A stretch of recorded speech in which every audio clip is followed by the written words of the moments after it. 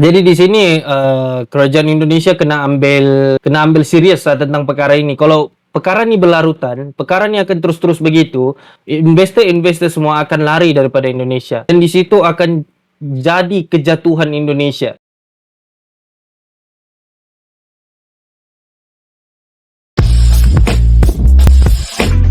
Hey, what's up guys, welcome back to my channel Ganyan Koben Studio. Boom. Oke guys, so pada hari ini kita akan membahas tentang investor dan uang rupiah ataupun duit rupiah jatuh teruk ya pada waktu sekarang nih.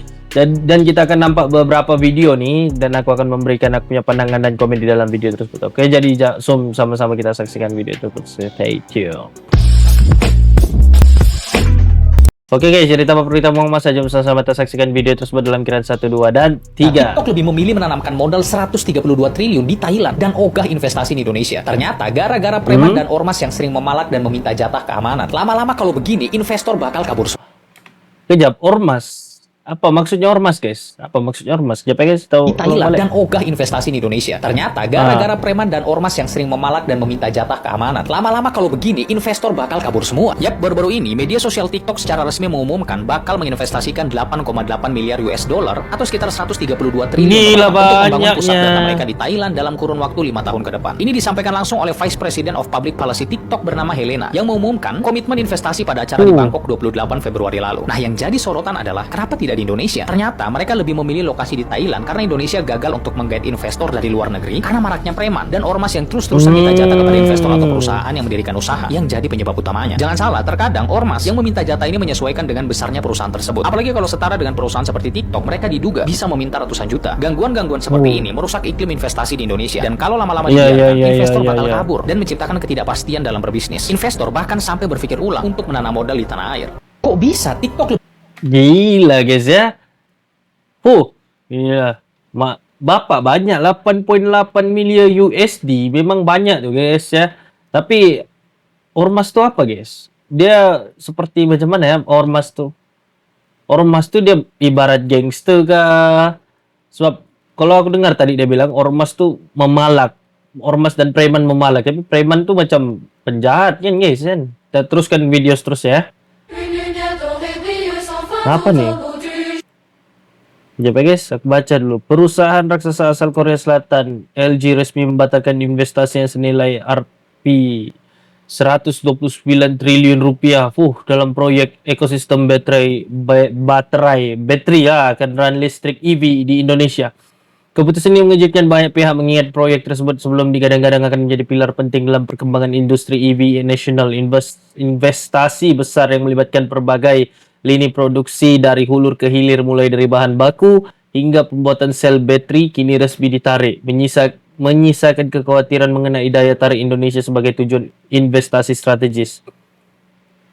Gila guys ya, banyak investor lari ya guys daripada Indonesia.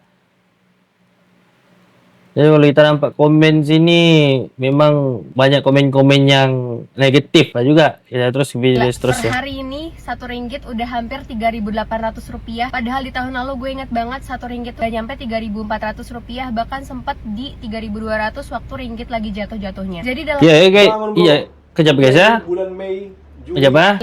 Kita balik ke sini dulu. Oke guys, jadi kita akan nampak berapa Rp1 RM Rp1 rupiah. Kita tengok ya berapa Rp1 rupiah. Kita masuk ini Wise.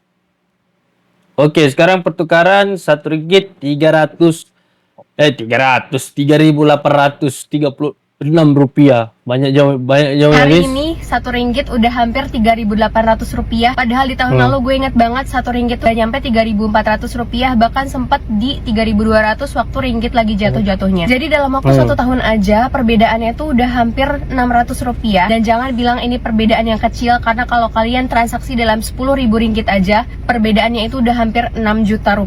Besar kan? For my Malaysian friends yang nak bercuti di Indonesia, this is the perfect time for you. Dan sebab korang boleh shop, shopping banyak-banyak barang. But this is the bad news for my Indonesian friends, karena Indonesia lagi nggak baik-baik aja. Kurs rupiah tuh terus turun dan ini mengindikasikan bahwa ekonomi Indonesia tuh lagi nggak baik-baik aja. Kondisi ekonomi politik yang nggak stabil membuat investor asing tuh jadi jauh dari Indonesia. Salah satu akibatnya kurs rupiah ini jadi turun. Kebijakan pemerintah tuh sekarang sangat-sangat penting dan sangat menentukan. Tapi yang kita lihat apa? Sekarang kebijakan pemerintah justru kontroversial. Oh, masih ada yang bilang Indonesia baik-baik aja. Gue mau tanya, indikator baik-baik aja tuh dari mana? Apakah dari orang yang masih banyak di mall dan orang masih banyak mudik? No, we can say that Indonesia baik-baik aja karena itu. Karena gue ngeliatin banget kurs rupiah tuh bener-bener trennya kayak begini. Even $1 sekarang udah nyentuh 17.000. Jadi no, we're not in a good situation. So for my fellow Indonesian friends yang masih berakal sehat, kita berhemat dulu karena kita nggak tahu kondisi ke depan itu akan semakin buruknya kayak gimana. For my Malaysian friends, if korang nak bercuti dekat Indonesia, saya sangat alu-alukan korang untuk datang. Korang boleh banyak-banyak shopping dekat sini sebab kurs kita orang tengah turun. Ekonomi and politics tu je yang teruk gila dekat sini. Per hari. Padu lah, siapa namanya nih? Sif Nadia, dia punya English padu, dia punya bahasa Malaysia bagian Semenanjung padu, memang padu lah kan. Jadi kalau kita lihat di sini, daripada investor lari, lepas tu duit rupiah menjunam turun ya guys. Sekarang kalau kita lihat, setahu aku, waktu aku pergi Indonesia pada tahun 2022, Indonesia punya duit tidak serendah begini guys ya. Kalau aku seingat aku RM1 3.200 kah? 3.250, lebih kurang begitulah, lebih kurang begitu pada tahun 2022.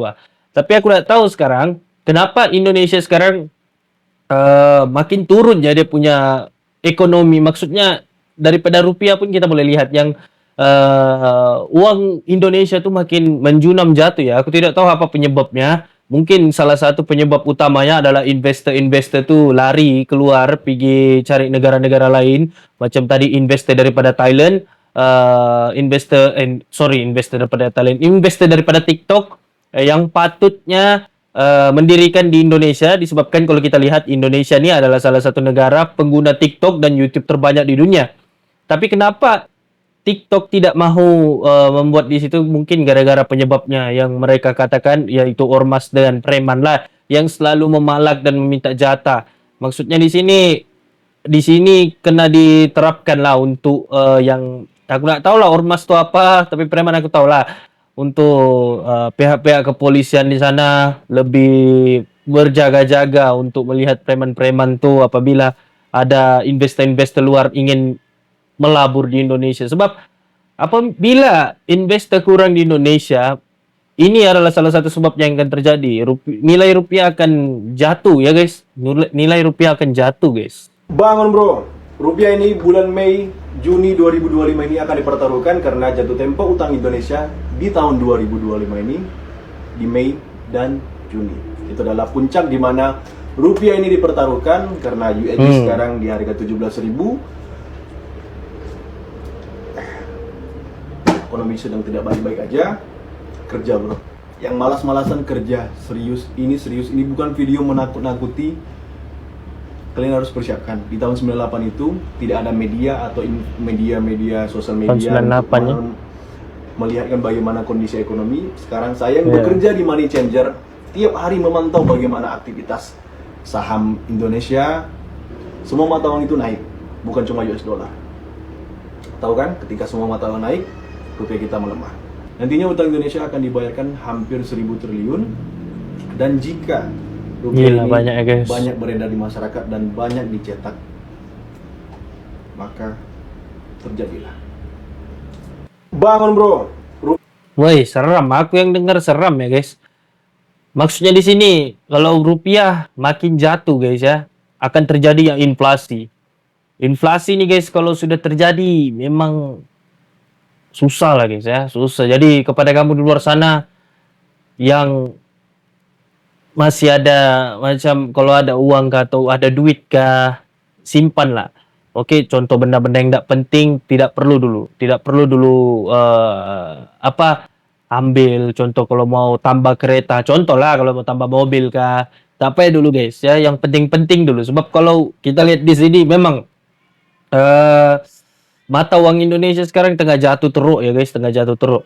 Kalau dia mencecah Rp1 Rp4.000 atau Rp4.000 ke atas, habis lah. Habis guys. Serius guys ya. Serius.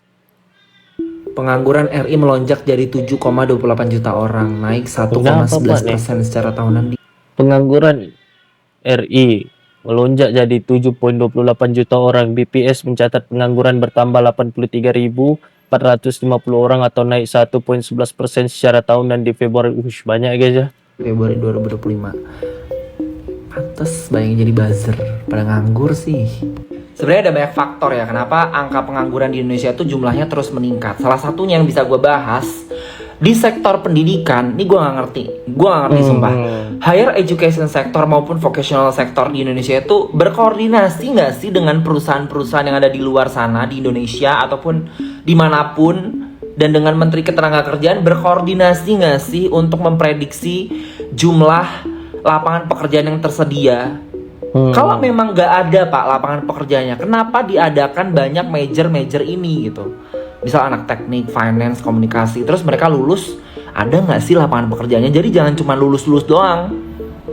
Rakyat Indonesia tuh matanya juga silau sama gelar doang sih. Banyak yang nyontek, pakai joki, lulus doang. Tapi nggak tahu mau ngapain. Terus buat apa?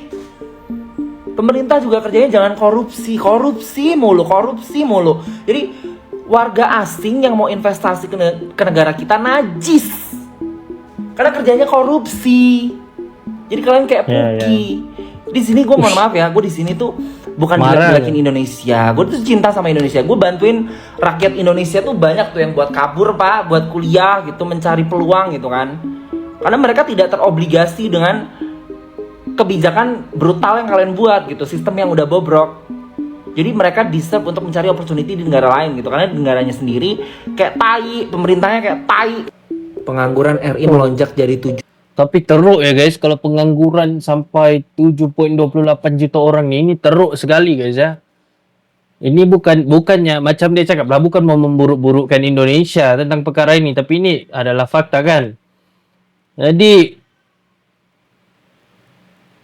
ini 7,28 juta memang ramai ya guys. Kalau aku baca komen pun di sini, aku ada terbaca satu komennya daripada si Rewi ini, lulusan S1. Apa maksudnya S1 guys ya? Gaji 1,5 juta. Betul gak tuh? Gaji DPR gak ada otak, padahal itu kumpulan bocah TK. Apa tuh? Tapi serius guys ya, kalau pengangguran begini, ini akan menjadi salah satu sebab ekonomi akan menurun lah. Kan? Lagi satu investor pun lari, habis ya guys ya. Baru sebulan di Malaysia, nilai rupiah makin gak ada harganya. Pasti lu nanya, bang kenapa sih bisa begitu? Jadi, salah satu alasannya adalah karena Indonesia punya utang luar negeri yang lebih gede. Dan mayoritas dibayar pakai dolar. Nah, karena banyak butuh dolar, jadi permintaan dolar naik. Otomatis rupiah turun. Sementara Malaysia mereka jaga utang lebih terkendali dan ekspornya juga kuat, jadi ringgit lebih stabil. Kemudian Malaysia juga punya cadangan devisa yang lebih tinggi per kapita, dan suku bunga mereka juga sering lebih menarik buat investor. Jadi kalau ditanya terus investor asing milih kemana bang? Ya jelas lebih milih ke Malaysia karena iklim ekonominya dianggap lebih aman. Jadi, bukan cuma soal angka, tapi juga soal kepercayaan. Gimana menurut kalian? Apa yang bisa Indonesia benahi biar mata uang kita nggak lemah terus? Tulis dong di kolom komentar. Baru sebulan di Malaysia, nilai rupiah TikTok tanah modal 132 T di Thailand. Ogah investasi di Indonesia gara-gara preman dan ormas. Ini menarik nih. Soalnya selain itu juga ada berita ini. Alasan Apple pilih bangun pabrik di Vietnam ketimbang Indonesia. Di Vietnam ketimbang Indonesia. Nih kenapa pada milih tetangga kita sih? Indonesia kan negara yang lebih gede. Jumlah warganya juga jauh lebih banyak. Jadi jumlah pangsa pasarnya juga lebih gede dong. Apakah perusahaan besar ini pada nggak terima rupiah? Bukan nih. Ini macam kata dan suara. Kalau kita lihat dari kasus Apple, mereka khawatir sama urusan perizinan di. Oke, kejap kita baca lu nih. Apple menelusuri bahan baku dari produk timah di Indonesia. Mereka meminta tata kelola timah harus dibenahi. Kalau tidak, tak ada yang tertarik masuk hilirisasi karena persoalan keterusuran bahan baku. Hal-hal dikaji oleh Apple dalam menelusuri bahan baku, yakni mulai dari perizinan, praktik pertambangan, hingga prinsip bisnis berkelanjutan. Indonesia, dari praktek pertambangan sampai aspek lain kayak peraturan dan produksi. Intinya ya urusan birokrasi sama regulasi. Kalau ditranslate intinya Apple nggak mau ribet. Penjelasan lengkapnya bisa membaca di artikel kata data yang ini. Kalau urusan TikTok, mereka lebih pilih investasi di Thailand karena 2 kata. Banyak oknum. Dan menurut saya ini jadi lucu karena oknum kok banyak. Ini kan kalimat yang kontradiksi. Ini jelasan adalah Ketua Apindo, Asosiasi Pengusaha Indonesia. Dia bilang memang banyak nih oknum yang suka malak dan bikin pengusaha jadi kesulitan, bikin investor jadi males. Lengkapnya bisa membaca di artikel suara yang ini. Netizen juga ada yang bilang begini nih, warkop baru gua belum buka, masih proses bangun, masih ini itulah. Udah didatengin ormas, ditanya kapan mulai buka, mau ngobrol sama yang punya. Udah gila ya ormas, Gilanya ormas nyusahin nih. sampah. Kalau menurut kamu gimana? Oke guys, jadi itulah beberapa video tadi tuh. Jadi di sini aku akan berikan pandangan aku. Jadi aku dapat nampak beberapa poin kenapa ekonomi Indonesia makin merudum jatuh sekarang ya. Sebab yang pertama, investor lari daripada Indonesia. Disebabkan apa? Disebabkan preman dan ormas yang suka memalak. Ini daripada beberapa video yang aku lihat lah. Ini yang beberapa video yang aku paham. Jadi aku dapat tangkap di sini, yaitu kenapa investor tidak tahan untuk melabur di Indonesia atau invest orang punya duit di Indonesia, disebabkan gara-gara ormas dan tukang-tukang palak, preman. Jadi di sini kerajaan Indonesia kena ambil serius lah tentang perkara ini. Kalau perkara ini berlarutan, perkara ini akan terus-terus begitu, investor semua akan lari daripada Indonesia, dan di situ akan jadi kejatuhan Indonesia. Sebab investor ni adalah salah satu peningkatan ekonomi yang ada di Indonesia ya. Dan yang kedua, pengangguran di Indonesia naik hingga 7.28 juta. Memang banyak ya guys, 7.28 juta pengangguran di Indonesia. Sungguh-sungguh banyak guys ya. Jadi ini kena ubah lah guys ya. Selagi ada kerja lah guys. Sebab sekarang kita tidak tahu yang ekonomi ni bagus macam mana. Sebab tidak sebagus macam dulu ya guys ya. Yang aku kenal dulu, Indonesia ni ekonominya bagus, pembangunannya bagus, daripada segi semuanya bagus guys ya. Tapi aku tak tahu kenapa sekarang Indonesia dia macam makin jatuh sekarang. Dari sudut ekonomi, dari sudut keuangan kan. Kalau aku nampak lah, ini yang aku nampak lah dengan mata kasarku sendiri. Sebab aku pun tidak tinggal di Indonesia, jadi mungkin kamu boleh kasih tahu apa penyebab-penyebabnya. Jadi ini memang perkara yang serius untuk diambil tindakan oleh pihak kerajaan Indonesia. Kalau perkara ini berterusan atau berlangsung, ini akan menyebabkan Indonesia akan jadi Indonesia yang dulu guys ya. Kalau kita lihat Indonesia pada tahun, aku lupa sudah pada tahun 19 berapa tuh, kejatuhan mata uang Indonesia sungguh-sungguh rendah guys ya. Jadi aku anggap Indonesia ini adalah rumah kedua aku sudah guys. Sebab keluarga aku pun ada tinggal di sana kan. Sebab kami yang orang di Tau ini kebanyakan keluarga daripada Sulawesi, Kepulauan Sulawesi. Jadi apabila ada begini, kami pun turut risau lah. Untuk kami lah yang mungkin ada keluarga di sana kan. Tapi apapun guys, aku doakan yang terbaik untuk Indonesia, dapat memikirkan jalan solusinya macam mana. Dan see you in the next video in Gamen Studio.